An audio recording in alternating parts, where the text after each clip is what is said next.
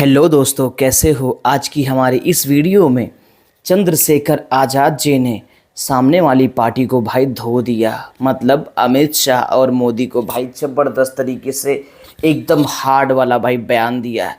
आप सब लगे रहो वीडियो के अंत तक ताकि आपको मालूम पड़ सके चंद्रशेखर आज़ाद जी ने क्या क्या बोल दिया। सब कुछ है आपके पास, फिर भी जो है महिलाओं पर रेप नहीं रोक पा रहे हो, हत्या नहीं रोक पा रहे हो। सुनो भाई, मैंने ध्यान से आपको सुना है। जिस अम्बेडकरवादी गुस्सा हो जाएगा वो फिर इस सरकार को जो 24 में आ गई है वो आने वाले चुनाव में ऐसा सबक सिखाएगा कि दोबारा पलट कर ही देख पाओगे। तो मेरे दाएं तरफ जो साथी बैठे उनको बुरा लगेगा। कर्नाटक में 14,732 करोड़ रुपए इन्होंने दूसरी योजना में लगा दिए और मध्य प्रदेश में आपने 95 करोड़ रुपए जो है दूसरे बजट में लगा दिए। हमारा जो मिलता है उसको तो मत छीनो भाई। एमएसपी की लीगल गारंटी कोई बात नहीं है।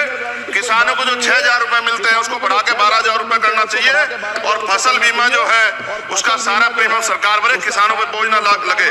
रिजर्वेशन प्रमोशन में लागू नहीं किया गया, पुरानी पेंशन को बहाल नहीं किया गया, इस पर चर्चा नहीं हुई। देश में मनरेगा समय न्यूनतम मजदूरी की दर 700 रुपए होनी चाहिए। समान काम समान वेतन पॉलिसी लागू होनी चाहिए।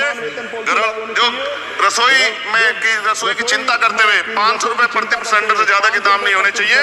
जो महिलाओं को राहत मिल सके, बिजली के दामों में कमी होनी चाहिए।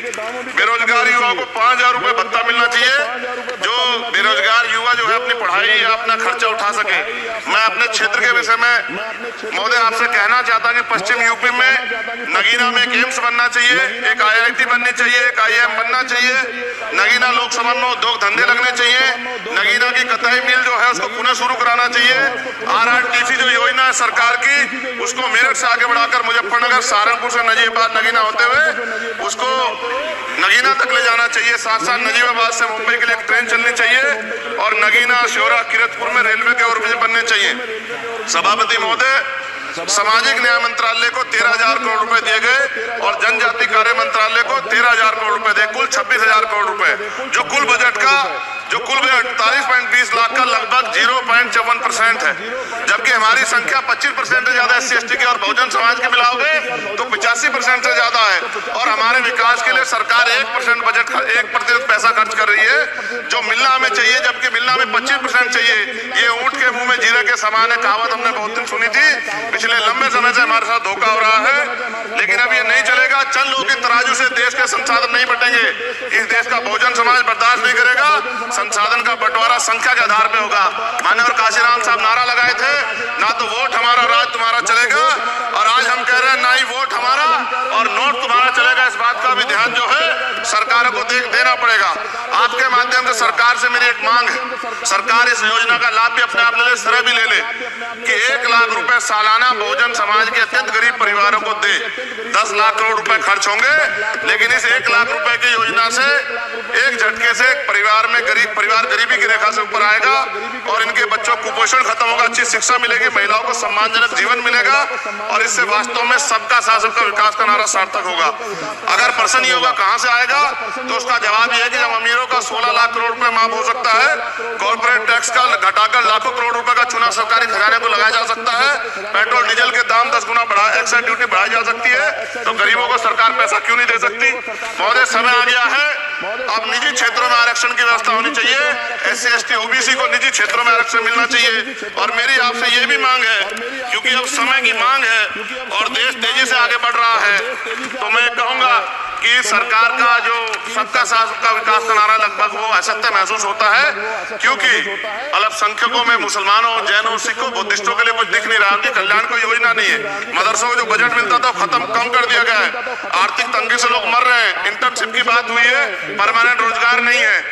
और दिल्ली में क्या हुआ बच्चों के साथ कल, उनकी सुरक्षा की जिम्मेदारी क्या है? वो आए तो बनने थे IAS IPS और बन क्या गए, लाशें बन के गए। यहाँ से कोई ध्यान नहीं दे रहा है, किसी की नजर नहीं है। साथ साथ मैं आपसे ये भी आग्रह करूंगा कि हम ग्रामीण क्षेत्रों से आए लोग अभी जिन जिन चीजों की मांग चंद्रशेखर आजाद जी ने की है, भले कितनी भी चीजों की मांग की हो और जिसके बारे में बताया है, ये सिर्फ एक जाति के लिए नहीं है, सिर्फ एक जाति एक धर्म के लिए नहीं है। चंद्रशेखर आजाद जी ने पूरे भारत में रहने वाले सभी जाति सभी धर्म के लिए ही बात की है। इनका जो भाषण बोलने का तरीका है, मैंने हमेशा कुछ न कुछ सीखा इनसे। वाकई मानने की बहुत काबिलियत है इनके अंदर। आजादी के 75 साल बाद, और जिसको अमृत काल कहा जा रहा है, आज भी SC ST OBC के लोग पे अत्याचार हो रहा है। अभी 2 दिन पहले गोली से उड़ा दिया गया गाजियाबाद में, और राजस्थान में गर्दन काट दी गई। ये घटनाएं देख के डर लगता है, घर से निकलते हुए भी कि आने घर वापस लौटेंगे नहीं लौटेंगे।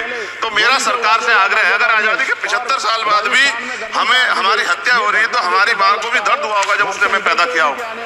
हमारी बहनों को भी हमारे खोने का दर्द होता होगा। कैसी कानून व्यवस्था आपकी, सब कुछ है आपके पास, फिर भी जो है महिलाओं पर रेप नहीं रोक पा रहे हो, हत्या नहीं रोक पा रहे हो, गरीबों, दलितों, पिछड़ों, किसानों, मजदूरों की जान नहीं बचा पा रहे हो। किसान सुसाइड कर रहा है, नौजवान सुसाइड कर रहा है, और बड़ी बड़ी बातें होती हैं। इधर भी अच्छे लोग हैं, इधर भी अच्छे लोग हैं, लेकिन अच्छाई तब होगी जब जमीन पे भी कुछ काम दिखाई देगा। और जमीन पे महोदय कोई काम दिखाई नहीं दे रहा है। जब कोई योजना की बात आती है तो सरकार हमसे मुंह मोड़ लेती है। आप बताइए, एजुकेशन का बजट कम कर दिया, हेल्थ का बजट कम कर दिया। मैं अपने क्षेत्र में गया तो आप विश्वास कीजिए, डॉक्टर नहीं है, स्कूल में मास्टर नहीं है, और कोई भर्ती ऐसी नहीं जिसका पेपर लीक नहीं होता है।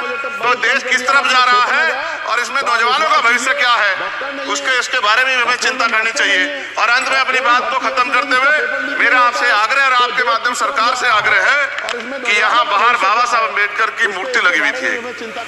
वो करोड़ों लोगों की आस्था से जुड़ा विषय है, और आप विश्वास करो, इतना गुस्सा है उसको लेके। मेरी आपके माध्यम से मैं हाथ जोड़ता नहीं हूँ, लेकिन मैं हाथ जोड़ के आपसे आग्रह कर रहा हूँ कि प्रधानमंत्री जी, सरकार से हमारी आग्रह कि वो अम्बेडकर वादियों के सम्मान का ध्यान रखते हुए, उनके जो है दिल की पीड़ा को समझते हुए, दर्द का ध्यान रखते हुए उस मूर्ति को पुनः स्थापित करा दीजिए। अगर इसमें कोई राजनीतिक कारण अलग बात है, लेकिन मैं कंक्लूड कर रहा हूँ। मगर मैं आपसे कहना चाहता हूँ, इसमें बहुत गुस्सा है। जिस दिन अम्बेडकरवादी गुस्सा हो जाएगा, वो फिर इस सरकार को जो 24 में आ गई है, वो आने वाले चुनाव में ऐसा सबक सिखाएगा कि दोबारा पलट के नहीं देख पाओ। इस 5 और 6 मिनट की वीडियो में चंद्रशेखर आजाद जी ने इतने सारे कमियां दिखा दी हैं भाजपा सरकार की, इतनी सारी कमियां, एजुकेशन को लेकर, रेप को लेकर, कृषि को लेकर, खेती को लेकर, किसान को लेकर, बिजनेस को लेकर। चंद्रशेखर जी ने एक 5-6 मिनट की वीडियो में उन्होंने पूरा बता दिया क्या क्या भाजपा सरकार की कमी है और किन कमी के कारण वो आज यूपी में हार रही है। दोस्तों, ये इन्होंने सिर्फ अपने एक जाति, एक धर्म के लिए नहीं कहा, इन्होंने बल्कि सभी जातियों के लिए आवाज उठाई है। ये एक सच्चे नेता है, और इनकी जो बात है वो बहुत ऊपर तक पहुंचती है, और इनका मानना भाई लगभग सभी लोग मानते हैं, बीजेपी वालों को छोड़कर भाई सभी लोग मानते हैं। इनकी जो बात करने की तरीका, जो अखलाक है भाई, अनबिलीवेबल, बहुत अच्छा है, बहुत आउटस्टैंडिंग है। वीडियो क्रेडिट जाता है दो बोल न्यूज़ चैनल को। इसका ओरिजिनल लिंक दिया हुआ है डिस्क्रिप्शन में, आप प्लीज़ जाके वहाँ पे फुल वीडियो देख सकते हो।